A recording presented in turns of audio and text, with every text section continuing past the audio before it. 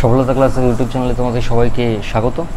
তো আমরা যেখানে ছিলাম একটা সিলেকশন পোস্টের একটা কোয়েশ্চেন আমরা সলিউশন করছিলাম প্রিভিয়াস ইয়ার আর কি। সিলেকশন পোস্টের পরীক্ষা তোমরা জানো চলে এসেছে খুব তাড়াতাড়ি, মানে জুন মাসের লাস্টের দিকেই হয়ে যাবে, ডেটও দিয়ে দিয়েছে। তো সেই কারণেই আমরা এবারে প্রিভিয়াস ইয়ার কোয়েশ্চেনগুলো করাচ্ছি। অন্তত আগের বছরের সবকটা কোয়েশ্চেন দেখে যাওয়া উচিত, তাতে তোমাদের প্যাটার্ন সম্পর্কে একটা ক্লিয়ার ধারণা থাকবে। তো সেই কোয়েশ্চেনে যাবো তার আগে বলে দিই আমাদের একটা পেইড ব্যাচ চলছে অলরেডি। সেখানে ম্যাথ আর রিজনিং আমরা প্রোভাইড করছি এবং সেটা 10 টাকা পার ক্লাস বেসিসে আমরা ফিজ নিচ্ছি। তো তোমরা যদি মনে করো যে তোমাদের বেসিক একটু দুর্বল আছে এবং বেসিক ক্লিয়ার করার প্রয়োজন এবং একটু কম পয়সায় হলে সেটা ভালো হয়, বা একদম হাত খরচার টাকায় হলে সেটা ভালো হয়, তো সেই ব্যবস্থা আমাদের করা হয়েছে। সেটা ওই 10 টাকা, বুঝতেই পারছো খুব একটা বেশি নয়। ফুল শিডিউল আমাদের দেওয়া আছে, ম্যাথের কতগুলো ক্লাস লাগবে, রিজনিংয়ের কতগুলো ক্লাস লাগবে, পুরো দেওয়া আছে ইউটিউবে, সেটা দেখে নিতে পারো। আর ব্যাস ওই অবধি। তারপরে আমরা যাই এবারে কোয়েশ্চেনে। দেখো কী বলেছে কোয়েশ্চেনটা, 9 নম্বর, 52 × 52 - 48 × 48। আচ্ছা, এটা আমরা এটা বলতে পারি যে a² - b²। তাহলে a² - b² আমরা কি লিখতে পারি, 52 + 48 মানে a + b into a - b। এটা ইকুয়াল টু কি লিখবো, 100 × 4 মানে হচ্ছে 400। তাহলে 400 হবে অ্যান্সার। পরের অঙ্কে যাই। আচ্ছা, কি বলছে, goods train, a goods train traveling at a constant speed cross two persons walking in the same direction in 11.6 seconds and 11.8 seconds respectively. The first person was walking at 5.85 km/h and second 6.3 km/h. What was the আচ্ছা 11.6 11.8 second, এটা কিসের উপর depend করছে, relative স্পিডের উপর।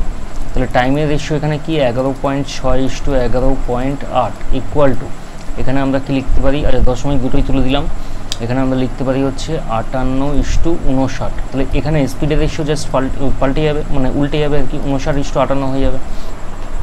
মানে relative স্পিডের ratio পেলাম এটা আমরা, তাই তো।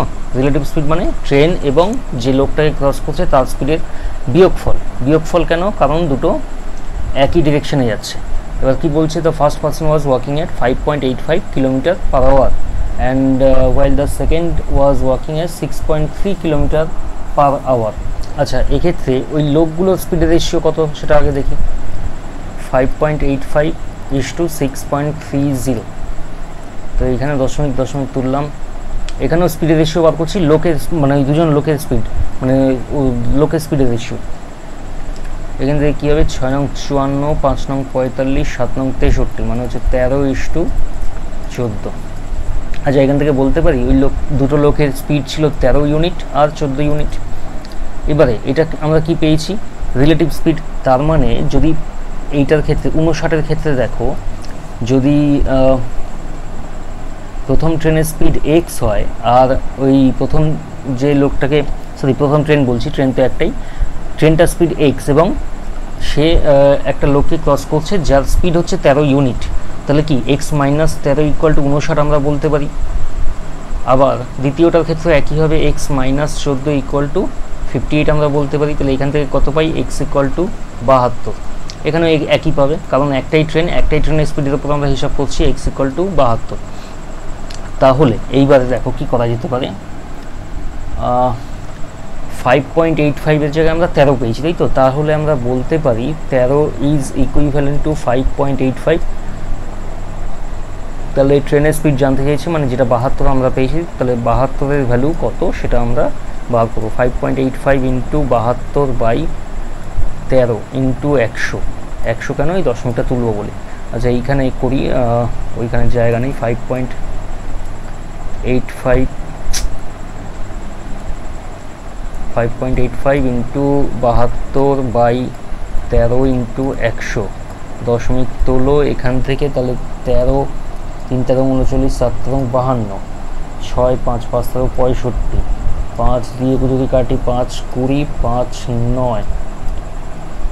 আচ্ছা, এখানে যদি 2 দিয়ে কাটি, 2 দিয়ে 10, 2 দিয়ে 36। এখান থেকে তাহলে কত হবে, 36 × 9 মানে হচ্ছে 324/10 মানে হচ্ছে 32.4। 32.4, তাহলে এইটা হবে তোমার অ্যান্সার। এইখানে যে মেথডটা করলাম একটুখানি কমন সেন্স কাজে লাগালাম, আর কিছু না। এখানে কিন্তু ক্যালকুলেশন করে মানে আরও অন্যান্য মেথডও হতে পারে, কিন্তু অন্যান্য বেশিরভাগ মেথডে কী আছে মানে প্রচণ্ড ক্যালকুলেশন আছে, যেখানে মানে আরেকটা সমস্যা যেটা হচ্ছে যে পরীক্ষা হলে তুমি যত বেশি ক্যালকুলেশন করবে তত বেশি ভুলের সম্ভাবনা বাড়বে। তুমি পরীক্ষা হলে তুমি বাড়িতে ক্যালকুলেশন করছো, সেখানে ঠিক হচ্ছে মানে ওই সেম ক্যালকুলেশন পরীক্ষা হলে ঠিক হবে এরকম কোনো গ্যারান্টি নেই। তুমি বাড়িতে ক্যালকুলেশন করছো কারণ বাড়িতে একটা কমফোর্টেবল পজিশনে আছো, কোনো চাপ নেই, কিছু না, কোনো প্রেশার নেই, তুমি অঙ্ক প্র্যাকটিস করেই আছো, মানে কিছুক্ষণ ধরে এই অঙ্কের জোনেই আছো। পরীক্ষা হলে সেরকম থাকবে না। পরীক্ষা হলে 1 ঘন্টার মধ্যে, যে কোনো পরীক্ষাতেই বলো, 1 ঘন্টা 1.5 ঘন্টার মধ্যে তোমাকে ম্যাথ, রিজনিং, জিকে, ইংলিশ সব দেখতে হচ্ছে। তো ওইখানে কি কয়েক মিনিটের মধ্যে তোমাকে জোন পাল্টাতে হচ্ছে, এই ম্যাথ করলাম, আবার কিছুক্ষণ পর রিজনিং করছি, আবার কিছুক্ষণ পর ইংলিশ করছি, এই করতে হচ্ছে।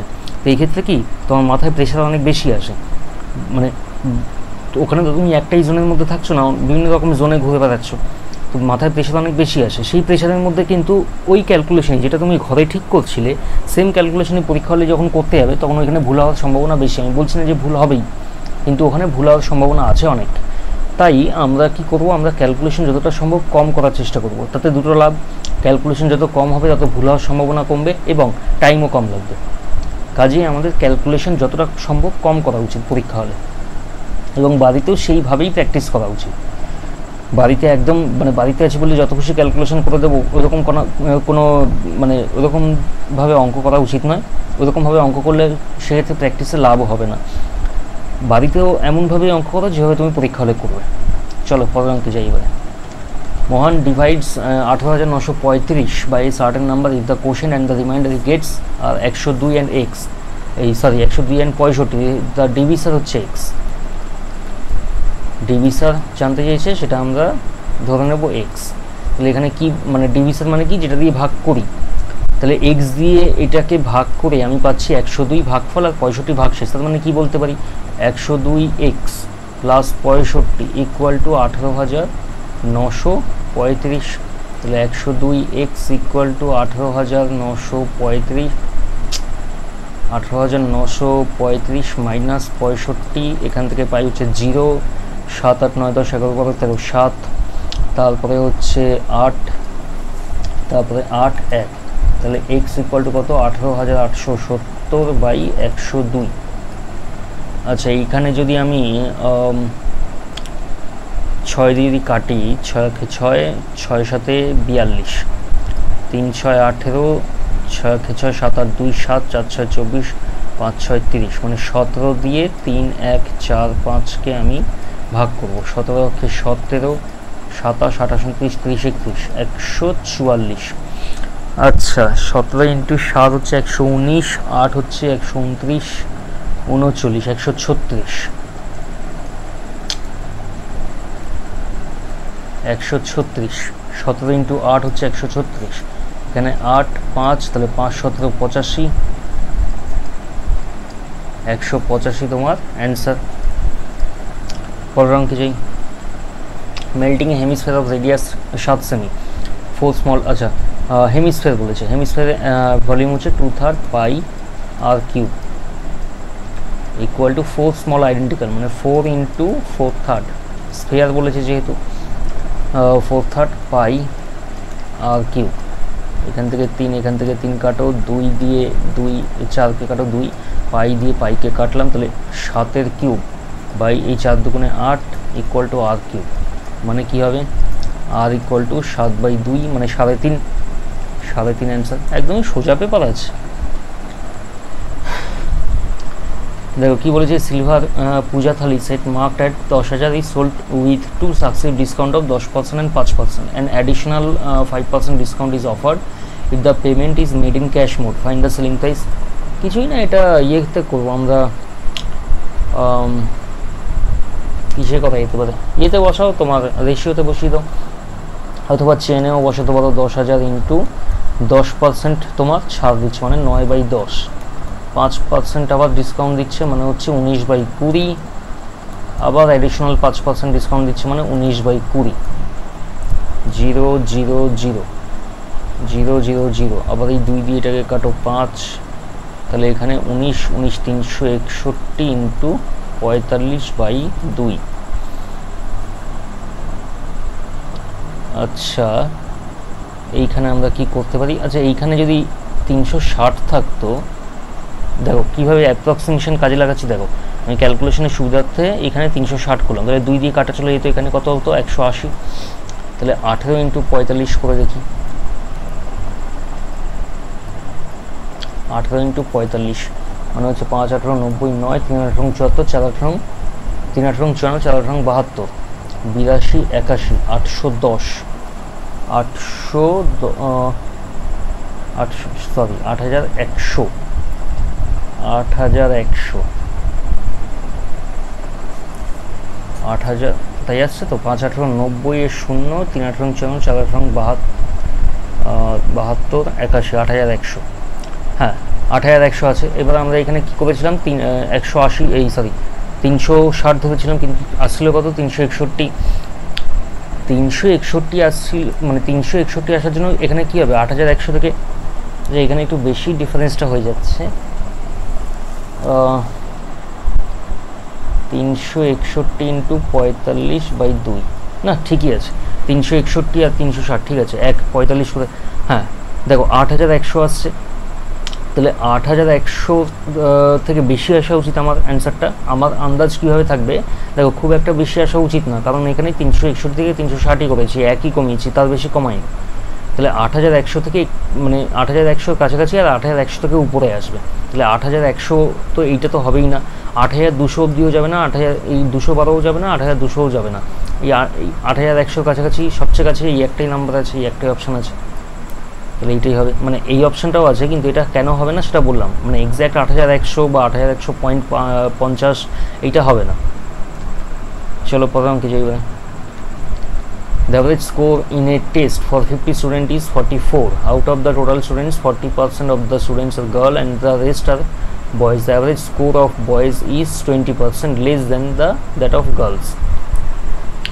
What is the average score of girls? আচ্ছা 50টা স্টুডেন্ট আছে, যার মধ্যে 40% হচ্ছে গার্লস, তাহলে গার্লস কটা আছে তোমার 20 জন, একইভাবে বয়েজ কজন আছে 30 জন। আর কি বলা হয়েছে, দেখো বলা হয়েছে the average score of boys is 20% less, 20%-এর ফ্র্যাকশন হচ্ছে 1/5, মানে মেয়েদের স্কোর যদি 5 হয় তাহলে ছেলেদের স্কোর হবে, মানে অ্যাভারেজ স্কোর হবে 4, এটা এখানে তাই লিখবো, মেয়েদের স্কোর যদি তোমার 5 হয় তাহলে ছেলেদের স্কোর হবে 4। এবার এই যে বাকি যা যা ডেটা বলেছে এর অ্যাভারেজ 44 এসব কিছু ধরবো না, আমরা এইখানে একটা নিজের মতো করে অ্যাভারেজ, এটাকে কি বলা হয় ডেভিয়েশন মেথড বলা হয়। পেড ক্লাসে যখন আসবে অ্যাভারেজ মেথডে, এটা আমি ডিটেলে শেখাবো, এখানে আমি অত ডিটেলে তো করা যাবে না, কারণ এখানে সময় বেশি ইউজ করা যাবে না, কারণ পরীক্ষা হলে তো মানে পরীক্ষা হলে কীভাবে অ্যাপ্রোচ করবে কোনো অঙ্ক আমরা সেইভাবেই দেখাচ্ছি। এখানে তোমাদের আমি বলবো যে তোমরা একটা ক্লাস নিয়েই দেখতে পারো। দেখো ডেভিয়েশন মেথড বলা হয় এটাকে, কী করি এখানে 5 আর 4 এর কাছাকাছি আমরা একটা মানে অ্যাভারেজ হতে পারে এরকম একটা আমরা ভ্যালু ধরে নেব। এইখানে আমি কত ধরবো, আচ্ছা এইখানে আমি ধরলাম 4.5, তাহলে 4.5 থেকে 5 কত বেশি 0.5 বেশি, এবার 20 জন আছে মানে তাহলে +10 মানে 10 বেশি হচ্ছে। একইভাবে 0.5 আর 4 মানে সরি 4.5 আর 4 মানে 0.5 মানে এখানে -15 আছে, -15 মানে দেখো 4.5 আর 4.5 এর ডিফারেন্স, এবার 30 জনের ক্ষেত্রে সেটা কত ডিফারেন্স হবে 15 ডিফারেন্স, তাহলে আলটিমেটলি এখানে ডেভিয়েট হচ্ছে কত -5 ডেভিয়েট হচ্ছে 50 জনের জন্য, তাহলে এক একজনের জন্য কত ডেভিয়েট হবে -5/50 ইকুয়াল টু 0.1 আগে মাইনাস, তাহলে 4.5 থেকে আমি 0.1 বিয়োগ করে দেবো, এটা কত আসবে 4.4। এবারে কি বলছে what is the average score of girls, আচ্ছা ওভারঅল অ্যাভারেজ 44 বলেছে, এবারে আসবে 44-এর গল্প, তাহলে আমার ওভারঅল অ্যাভারেজ কত বেরোলো 4.4, তাহলে 4.4 ইজ ইকুইভ্যালেন্ট টু 44। আচ্ছা এবার অ্যাভারেজ স্কোর অফ গার্লসের অ্যাভারেজ স্কোর কত 5, তাহলে 5-এর ভ্যালু কত 44 × 5/4.4, এটা দিয়ে কাটো এটাকে 10 হবে, তাহলে 5 × 10 = 50 হবে তোমার অ্যান্সার। পরের অঙ্কে যাই, 4tan a = 3, আচ্ছা এই দেখার সঙ্গে সঙ্গে আমরা কি করব ট্রায়াঙ্গেল এঁকে দেবো। 4tan a = 3 মানে tan a = 3/4, মানে লম্ব হচ্ছে 3, এটা হচ্ছে 4, তাহলে অতিভুজ 5 হবে, কারণ 3 4 5 ট্রিপলেট আছে, আর কস স্কোয়ার এ মানে হচ্ছে 16/25 মাইনাস 9/25 ইকুয়াল টু 7/25। কোথায় আছে? এই যে সেকেন্ড অপশানটা। পরের অঙ্কে যাই। Abhay can do a work in 22 days, Nidhi is 28% more efficient than Abhay. আচ্ছা 28%-এর ফ্র্যাকশন কত? 28%-এর ফ্র্যাকশন হচ্ছে তোমার 7/25, মানে একজনের 25 এফিসিয়েন্সি হলে তার থেকে 7 বেশি আরেকজনের এফিসিয়েন্সি, সেটা কত হবে? 32। আচ্ছা Abhay can do a work in 22 days, তাহলে টোটাল ওয়ার্ক কী হবে? 22 দিনে কাজ কমপ্লিট করছে আর অভয়ের এফিসিয়েন্সি হচ্ছে 25, তাহলে এক এক দিনে 25টা করে কাজ করছে, তাহলে টোটাল ওয়ার্ক 25 × 22। নিধির এফিসিয়েন্সি হচ্ছে 32, মানে এক এক দিনে 32টা কাজ করে, তাহলে Nidhi will take to do the same piece of work, তাহলে নিধির টাইম লাগবে কত? দেখো 25 × 22/32, 2 দিয়ে কাটো, 2 11, 2 দিয়ে 16, মানে এখানে হচ্ছে তোমার 275/16, 275/16। আচ্ছা তাহলে 275কে 16 দিয়ে ভাগ করে দেখি, 16 × 16, 26, 27, 115, 5 16 80, 6 16 96, 7 16 তোমার 196, 112, 7 16 112, 3, মানে 17 15 3/16 হচ্ছে তোমার অ্যান্সার। বাস এই অবধি হলো, এই ভিডিওতে এই অবধি থাক, আবার পরের ভিডিওতে বাকিটা নিয়ে আসছি। চলো।